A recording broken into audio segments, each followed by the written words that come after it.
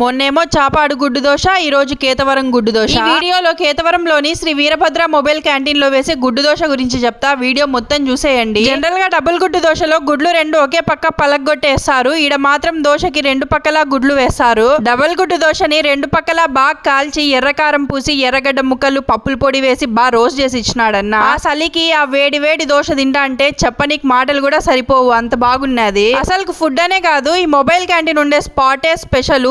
చుట్టూ పొలాలు, మంచు, హైవే మీద క్యాంటీన్. అబ్బాయి ఏం స్పాట్లే. అసలు పొద్దున్నే 7:30కి హైవేలో పోతా అంటే సలి పెట్టింగ్స్, వణుకు పుట్టింగ్స్. వేడివేడిగా టీ తాగుదామని ఆగినాం. మా టిఫిన్స్ కూడా ఇడనే అయిపోయాయి. టీలో అల్లం బాగా దట్టించినారు, చాలా బాగున్నది. టీలో ఉప్పు బిస్కెట్ ముంచుకొని తింటా అంటే కూడా భలే ఉన్నది. ఇంకా ఇక్కడ టోపీ dosa, masala dosa, onion dosa, uttapam, set dosa, puri, idli, vada, sambar, tea అయితే ఉన్నాయి మేము పోయాలకి. పూరి బొంబాయి చట్నీ కూడా బాగున్నది. ఇడ్లీ, వడ, సాంబార్ కూడా సూపరు. పొద్దున్నే 7:30-8కంతా మీ ఫ్రెండ్స్ ఆర్ ఫ్యామిలీతో పోయినారనుకోండి, వెదర్ కి ఎంజాయ్ చేస్తా ఫుడ్ తినచ్చు. అడ్రస్ వచ్చేసి మన ప్రొద్దుటూరు టు మైదుకూర్ హైవేలో చాపాడు దాటుకున్నాక ఈ కేతవరం వస్తుంది. కేతవరం బోర్డు నుండి అట్టే ముందుకు పోతే హైవే మీదనే లెఫ్ట్ లో ఈ శ్రీ వీరభద్ర మొబైల్ క్యాంటీన్ ఉంటుంది.